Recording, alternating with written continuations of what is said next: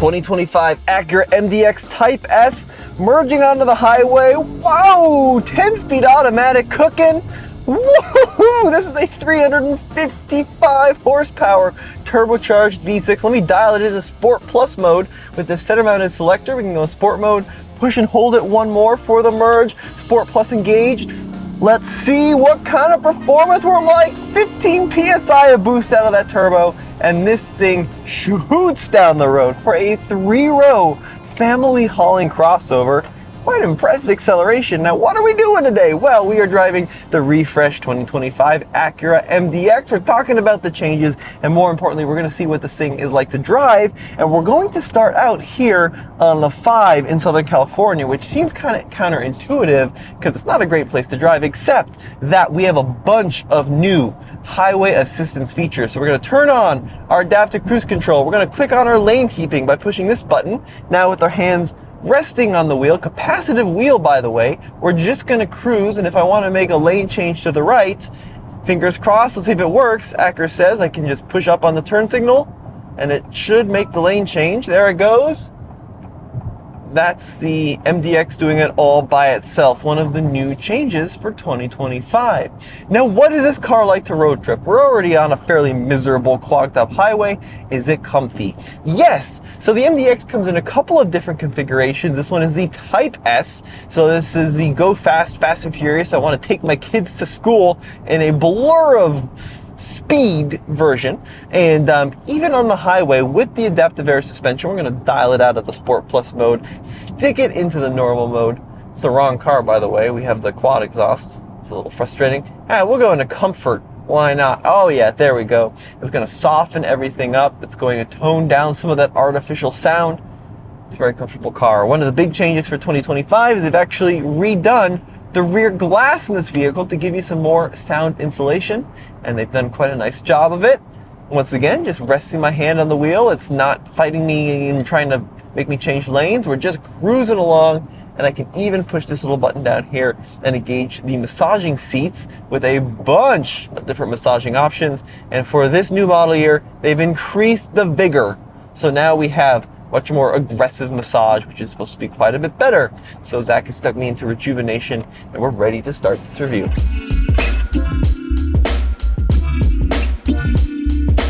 How do you tell a 2024 MDX from a 2025? Well, the differences are super subtle. So there are some slight changes to the front fascia, but the biggest and easiest way to tell the difference between the new one and the old one is going to be the grille design. The 2025 has a new mesh grille design, so they haven't really changed the styling all that much, which in my opinion is a great thing because this is such a cool looking car. It's got a great light signature. It's got a really athletic design, especially this Type S version with these monster 21-inch wheels, the super crazy bright red brake calipers, and the 275 width tires. I mean, it's just a really dynamic, exciting design. Not a lot of chrome on this vehicle except from the badging. Everything is blacked out and it looks fantastic. Does the Type S feel like a performance SUV? Well, surprisingly, yes. And I'm saying surprisingly because it has 355 horsepower, which is a lot of horsepower, except in 2024, when like your typical Model Y on its school run has 19,000 horsepower, 355 is not a huge number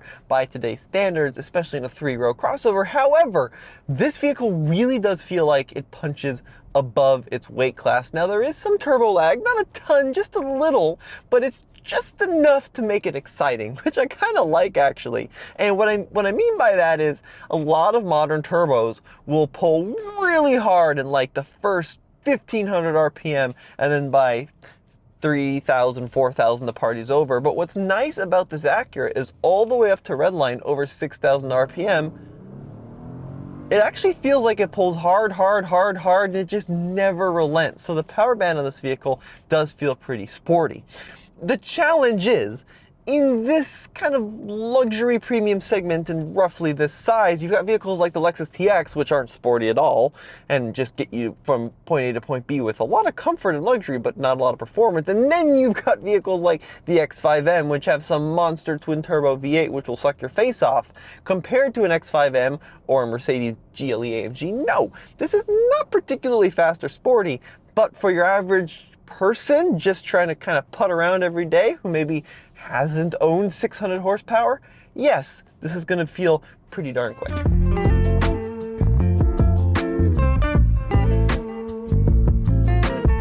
Inside the MDX, there are some bigger changes. So we're going to start with the screen. A touchscreen display. So the old one used to have this weird little finger pad thing. The new one, conventional touchscreen, 12.3-inch display. And the best part about it is it's running a Google system. So what we find here are Google Maps integrated into the system. Simply type in where you want to go. It'll tell you the traffic situation. It runs the usual Google goodness, which is awesome. We also have the Google Play Store, the Google Assistant, and Alexa capability. And if you do want, you still have Apple CarPlay and Android Auto. So this system is really good because it does a great job of incorporating the native Acura system with the Google system, better than something like the Volvo in my opinion. Just works really well. We got shortcuts along both sides. This panel is configurable so you can see what you're listening to, compass, that kind of thing. Just awesome. It used to be one of the worst systems in class, and now in my opinion, it's one of the best systems in class. A total 180 for Acura.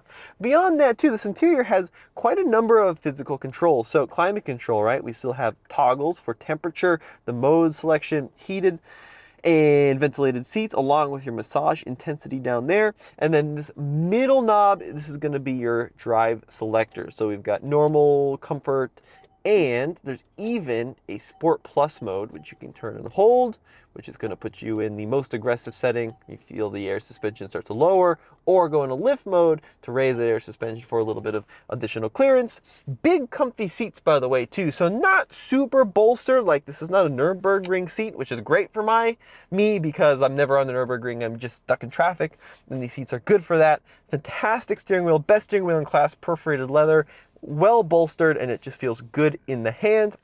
And then a fully digital cluster here with some configurability. So right now I've got the maps in that right panel, but you can go through a whole bunch of different pages depending on what information you want displayed. And that center little car is for some of your ADAS functionality, and it does mirror the position of your brake lights and turn signal and that kind of thing. Bang & Olufsen sound system is a new premium sound system, which is a change compared to 2024. And overall, just a great interior. It feels premium, feels very well made. Too much piano black. Like you can see, it's just a fingerprint magnet across the center console, but overall, a very functional place to spend time.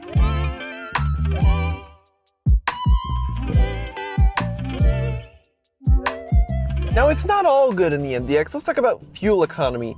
This Type S is thirsty, and I'm talking real thirsty, like 17 mpg city thirsty, 19 combined, 21 highway. So I get that it's a performance-y SUV, but for those numbers you'd expect like a V8, right? This is still a V6, and yeah, 19 mpg combined, not great. Now if you do want to save some money on fuel, you can get the non-Type S version. That's going to jump up the combined number from 19 to 21, which is a little better, but in this class of vehicle, there's a large number of hybrids now available, and Acura doesn't have any hybrid version of the MDX. So in the land of the Lexus TX and the Audi Q8 and all the other premium crossovers in the segment, where does the MDX fall? Well, believe it or not, it still is quite a bit more affordable than a lot of its German counterparts, and I think you get just as much luxury,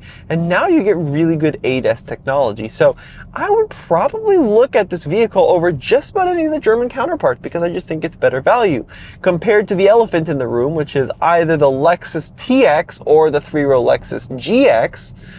Well, things get a little more interesting there. The TX is a much better third row.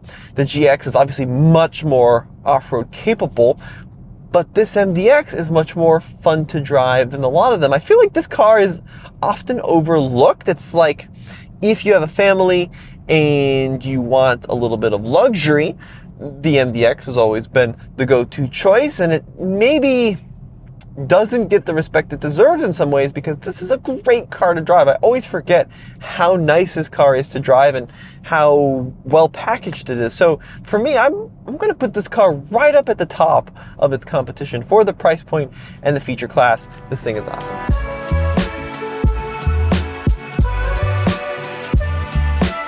Back seat of the MDX, my driving position at 6 feet tall, Yeah, it's great. Look, plenty of legroom. Headroom is pretty okay. The panoramic sunroof does cut in a little bit, but it's very acceptable. And then this middle seat is also removable, or pull this little lever and you can fold it down. It's a pretty comfortable, usable back seat overall. We also have a third zone of climate control back here, and then outboard heated seats for the winter time.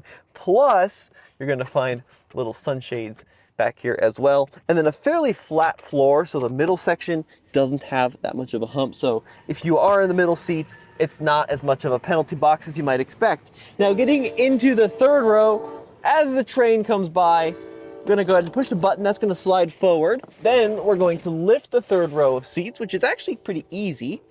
Where's the little switch? Here we go. So just lift up on that lever, fold up the headrest there.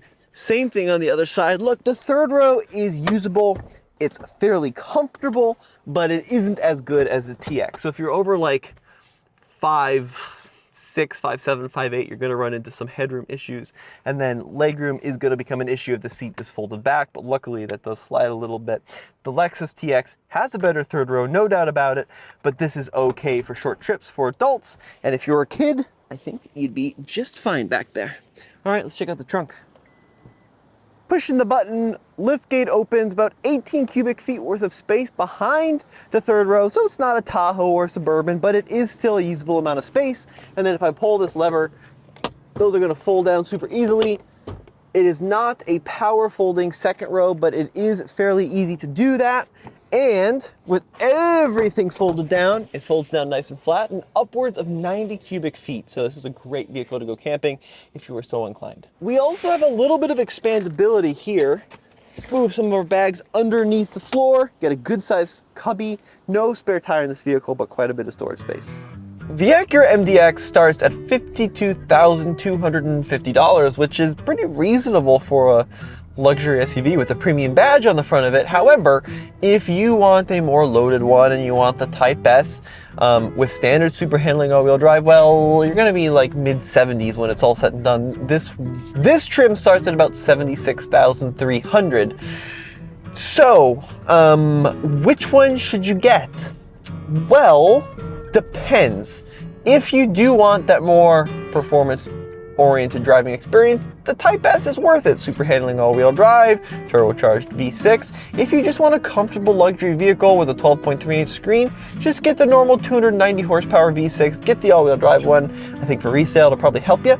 And just enjoy it. I mean, I kind of go back and forth. I do like this Type S quite a bit. It isn't an M car. It is a lot more fun than the standard one though. So I would probably go Type S if you can afford it, but don't feel like you're missing out too much if you can't, because even the standard MDX is a pretty fun car to drive.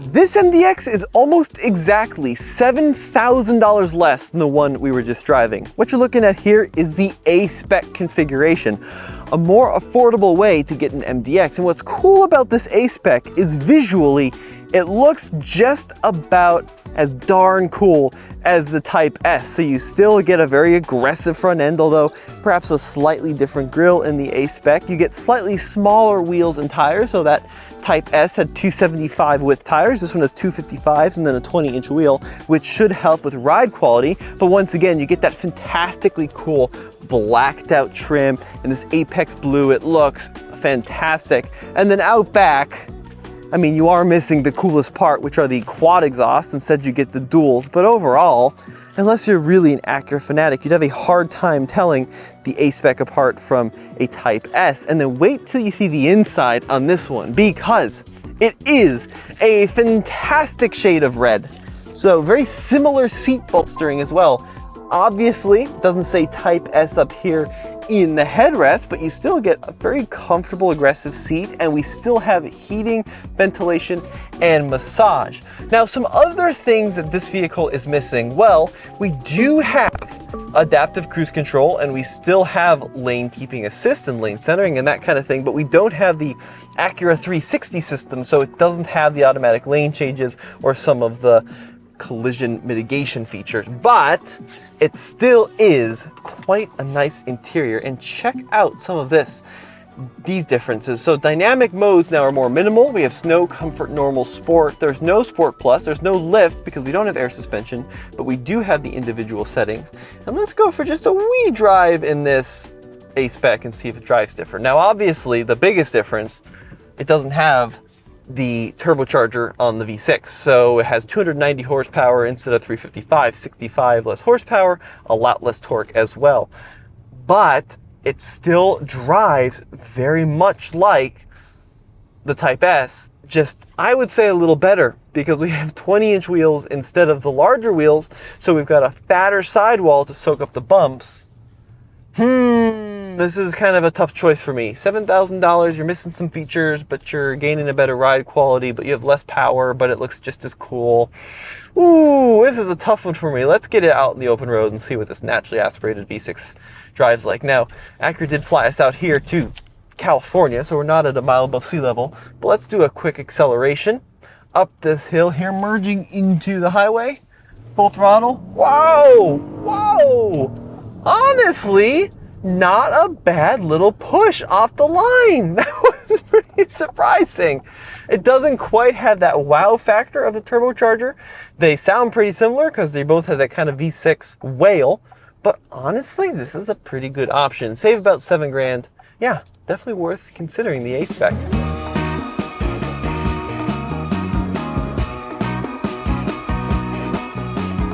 So look folks, overall, Acura did a great job with the new MDX Type S. $76,000, it's a little pricey, but you get a lot of features, massaging seats, heated rear seats, thicker glass, some nice little changes, especially with the ADAS functionality that make this vehicle more livable. The big downside is gonna be that fuel economy, but if you can live with it, it's a great car. Let me know what you folks think in the comment section below. Head over to alltfl.com for the latest and greatest in new car reviews, and check out our Patreon where you can find early access to videos and exclusive behind the scenes content. A big thank you to Zach. We'll see you in the next video.